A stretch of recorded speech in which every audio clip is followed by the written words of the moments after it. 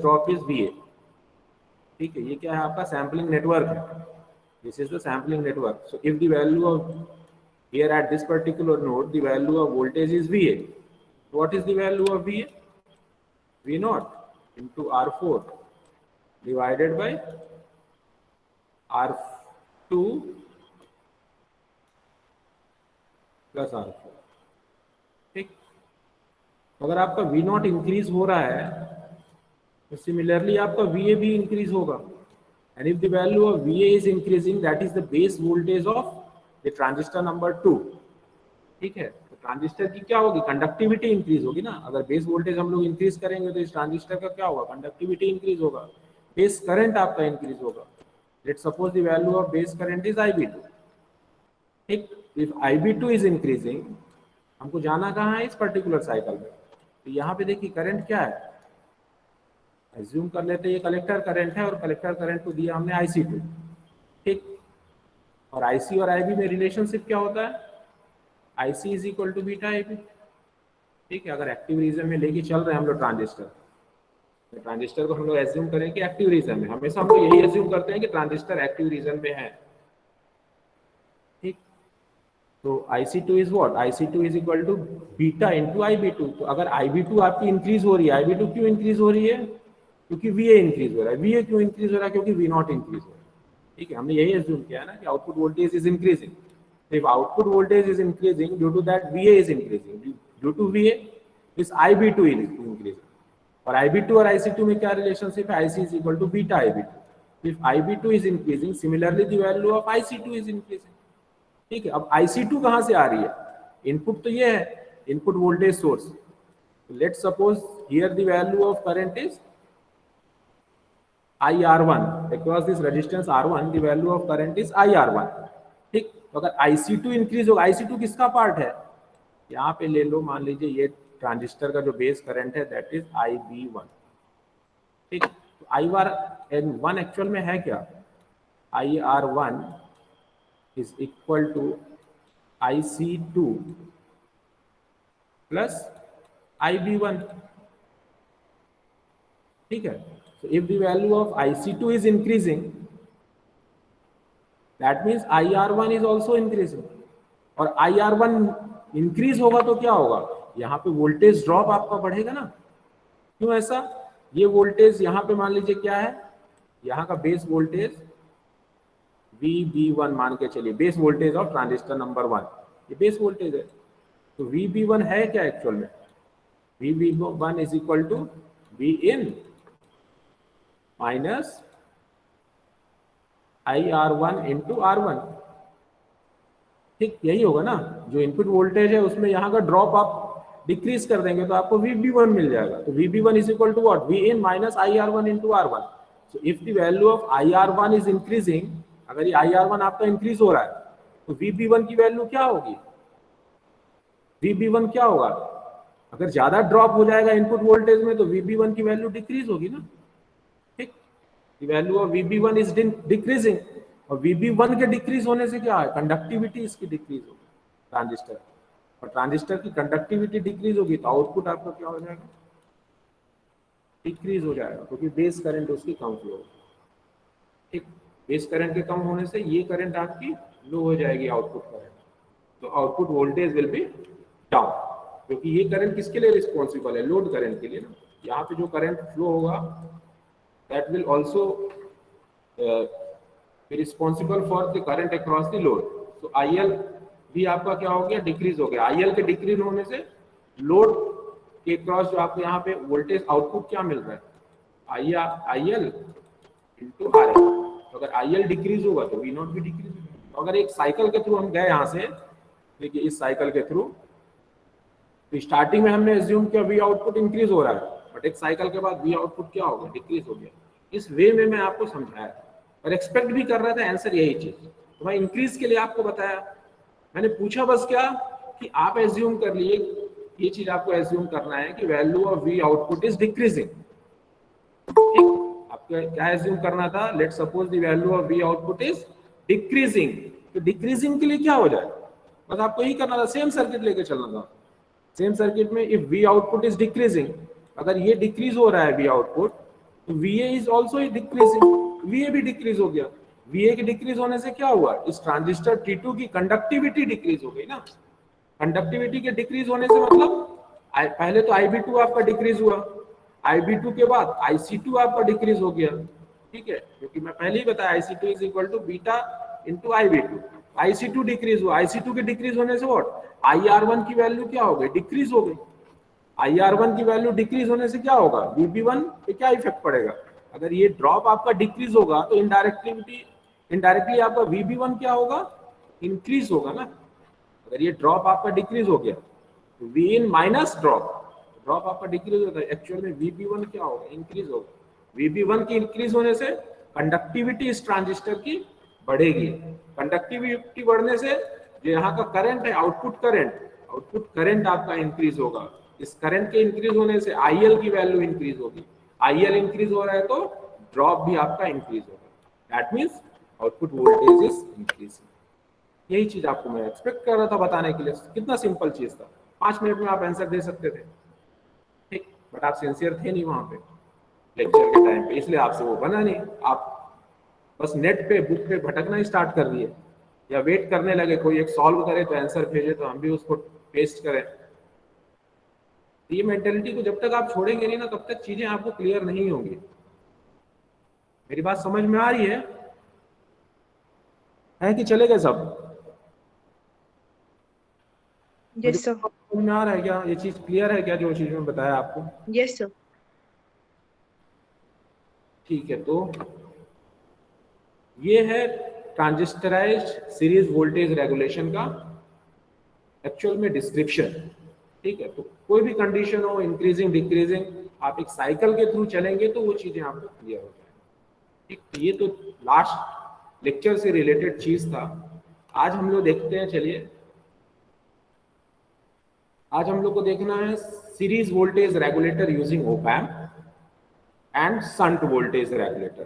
तो using transistor हमने complete किया लास्ट लेक्चर में। आज हम लोग को देखना है with the help of operational amplifier how can we design the series voltage regulator, ठीक।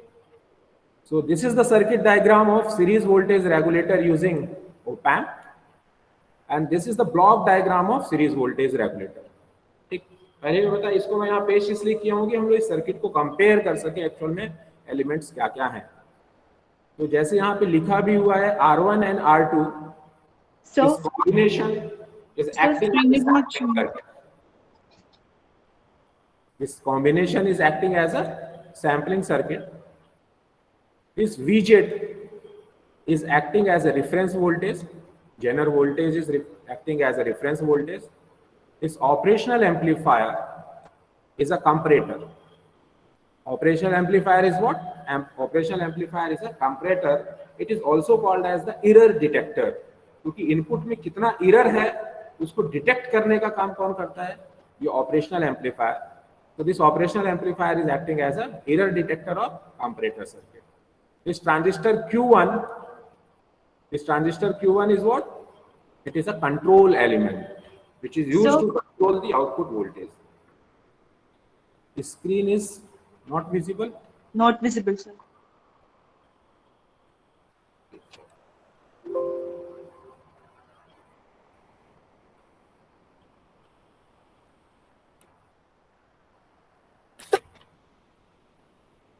अभी आ रहा है क्या?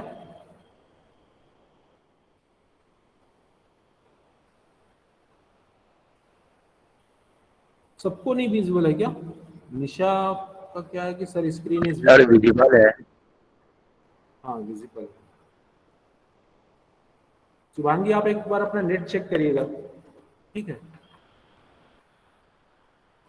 तो ये आपका कंट्रोल एलिमेंट है। R1 R2 combination is acting as a sampling circuit. Operational amplifier is acting as a error detector circuit. VZ, Zener diode is acting as a reference voltage. This is your input uninterrupted, unregulated voltage source, or V0 is the regulated output voltage. So this is the circuit diagram for series voltage regulator using op-amp. अब इसका operation देखते हैं। तो operation इसका बहुत simple है, ठीक है।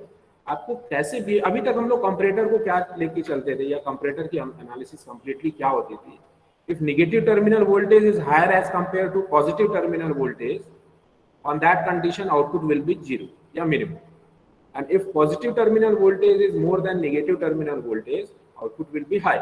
बस ये चीज हम लोग लेके चलते थे, जो बेसिक उसका एनालिसिस था कंपैरेटर सर्किट का। यहाँ पे हम लोग को एक्चुअल में इसको कंपेयर करना है with the help of basic operation of the operational amplifier. Basic operation क्या है, जब हमने डिफरेंशियल एम्पलीफायर स्टार्ट किया था यूनिट नंबर 1 में, तो मैं आपको सबसे फर्स्ट ऑपरेशनल एम्पलीफायर में क्या बताया था, V naught is directly proportional to the difference of non-inverting terminal voltage and inverting terminal voltage। ये बेसिक आउटपुट होता है किसका, in case of the operational amplifier, ठीक। और it can be written as V naught is equal to A V plus minus V minus. ये चीज हम लोग देखेंगे, ठीक। सेम चीज हम लोग यहाँ पे यूज करेंगे for the analysis of this circuit, ठीक। So here at the output terminal of either amplifier, the value of output will be what? Output is equal to gain A, ठीक है, V plus minus V minus। This is the output of this either amplifier, ठीक। अब हम लोग क्या करते हैं, assume करते हैं, जैसे हमने इसके पहले एज्यूम किया, let suppose the value of output voltage is increasing, ठीक है, due to change in the input voltage. Let the value of change क्या हो सकता है, either the value of input voltage is increasing और the value of load resistance is decreasing. तो कोई भी रीजन हो सकता है, उसके through output voltage is increasing, हम इसको एज्यूम करके चल रहे हैं। Now with the help of that we need to calculate the value of VA। What is the value of VA? So VA will be V naught into R2 divided by R1 plus R2। This will be the value of VA voltage, ठीक है। So VA is directly proportional to this V naught। So if the value of this V naught is increasing, the value of VA will also be increasing, ठीक है। This VA will also be increasing। So at the positive terminal of this either amplifier, the value of voltage is what? Value of voltage is VZ, which is nothing but the general voltage। And at the negative terminal of this operational amplifier, the value of voltage is what? Voltage is VA, ठीक है। तो जब तक आपको regulated output मिल रहा था, initially when the value of output voltage was regulated, on that condition आपको कुछ फिक्स्ड आउटपुट मिल रहा था। Due to that fixed output पूरा सर्किट का ऑपरेशन क्या था, as per an ideal regulator circuit, ठीक। जब तक कोई चेंजेस नहीं है, जैसे ही चेंज हुआ यहाँ पे देखिए, पॉजिटिव टर्मिनल में तो VZ है, निगेटिव टर्मिनल में वोल्टेज क्या है, VA, और आउटपुट आपका क्या बोल रहा है, V naught is equal to A V plus minus V minus। तो V plus की वैल्यू तो फिक्स है VZ। इसके पहले जब रेगुलेटेड कंडीशन में आपको वोल्टेज मिल रहा था, उस कंडीशन का जो VZ था और अभी जो VZ है वो दोनों सेम है, और वो एक्चुअल में क्या है, पॉजिटिव टर्मिनल वोल्टेज। और निगेटिव टर्मिनल वोल्टेज आपको क्या मिल रहा है, VA।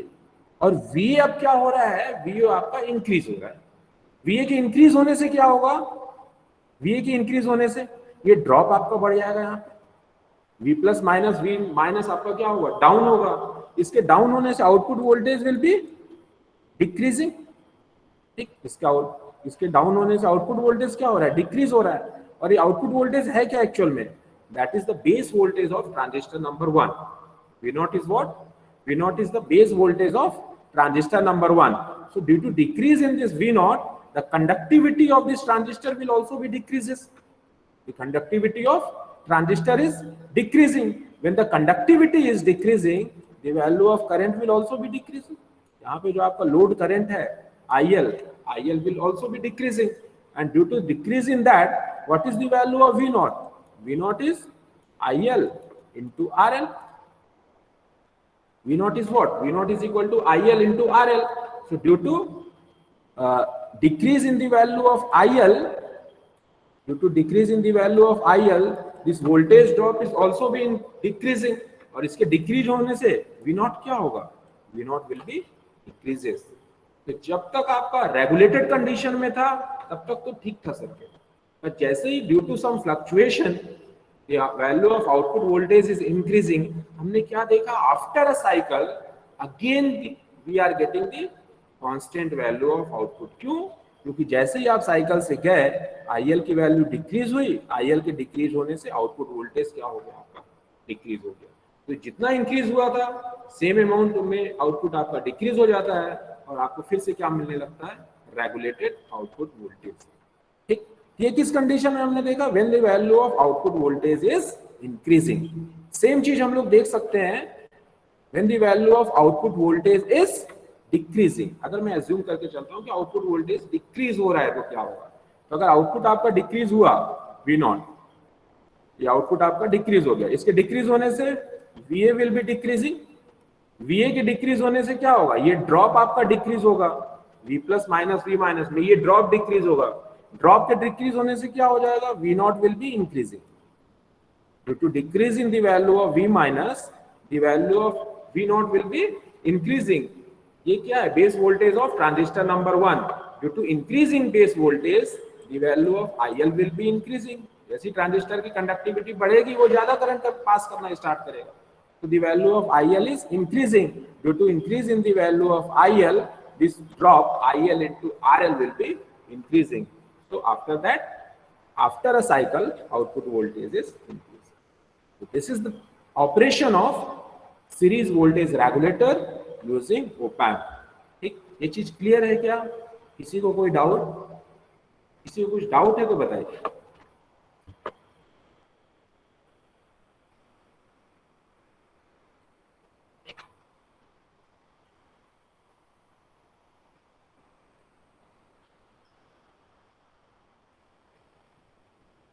Any doubt?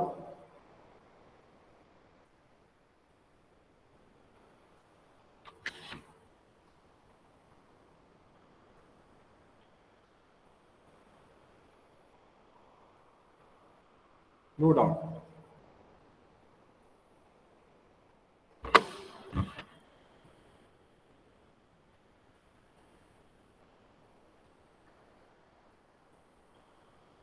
Ayush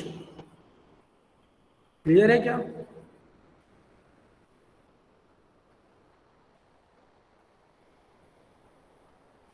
Ayush any doubt? Ayush is not present. ठीक है, कुणाल राज, कुणाल राज,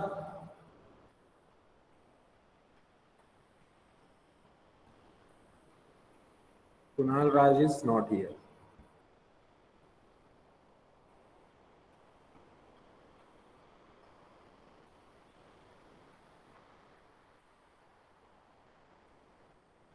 सुनिधि,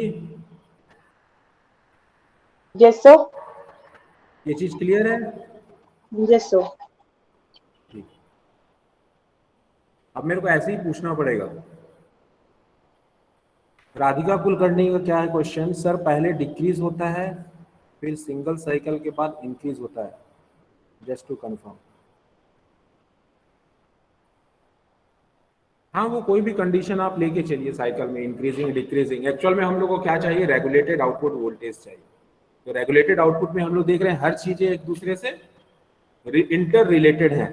ठीक है, यहाँ पे वोल्टेज ड्रॉप जो भी होगा वही किसके लिए रिस्पॉन्सिबल है, इनपुट वोल्टेज के लिए। और input to the operational amplifier किसके लिए रिस्पॉन्सिबल है, आउटपुट कितना जनरेट होगा इस ईरर एम्पलीफायर में। और जो भी आउटपुट होगा ईरर एम्पलीफायर का, that is responsible for the conductivity of this transistor number 1।